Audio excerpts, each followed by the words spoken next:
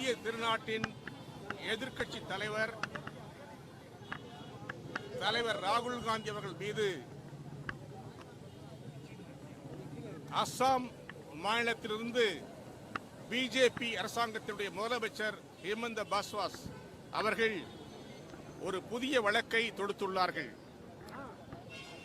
தலைவர் ராகுல் காந்தி அவர்கள் இந்தியாவில் 1947ஆம் ஆண்டு சுதந்திரம் பெறவில்லை என்று ஆர்எஸ்எஸ் தலைவர் மோகன் பகவத் அவர்கள் தெரிவித்த கருத்துக்கு மறுப்பு தெரிவிக்கும் வகையிலும் ஜனநாயகத்தை காக்கும் வகையிலும் போராடி பெற்ற சுதந்திரத்தை நிலைநிறுத்தும் வகையிலும் இந்தியாவில் கோடிக்கணக்கான லட்சக்கணக்கான காந்திய தொண்டர்கள் காமராஜ் தொண்டர்கள் நடத்திய சாத்வீக போராட்டத்தின் வழியாக கிடைத்த சுதந்திரத்தை பெறவில்லை என்று சொல்லுகிற சக்தி எந்த கொம்பனுக்கும் கிடையாது.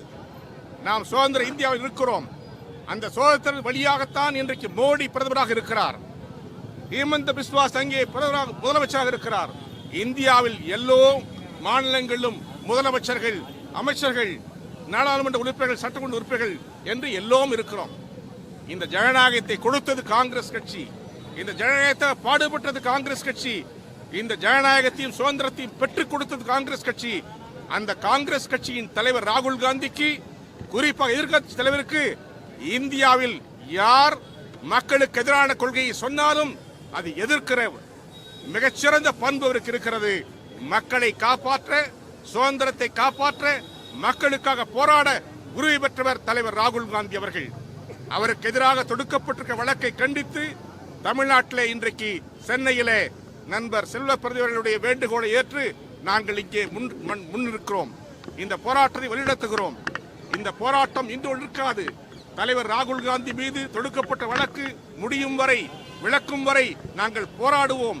சுதந்திரத்துக்கும் ஜனநாயகத்துக்கும் பாடுபட்ட காங்கிரஸ் கட்சி இந்த கொள்ளையர்கள் முன்னாலே பயந்து ஓடிவிடாது என்பதை மட்டும் தெரிவிக்கிறோம். இந்தியாவில் ஜனநாயகம் காக்க, சுதந்திரம் நிலைக்க இந்த நாட்டிலே தலைவர் ராகுல் காந்தி தலைமையிலே, கார்கே அவர்கள் தலைமையிலே நாங்கள் தொடர்ந்து போராடுவோம் என்பதை தெரிவிக்கிறோம்.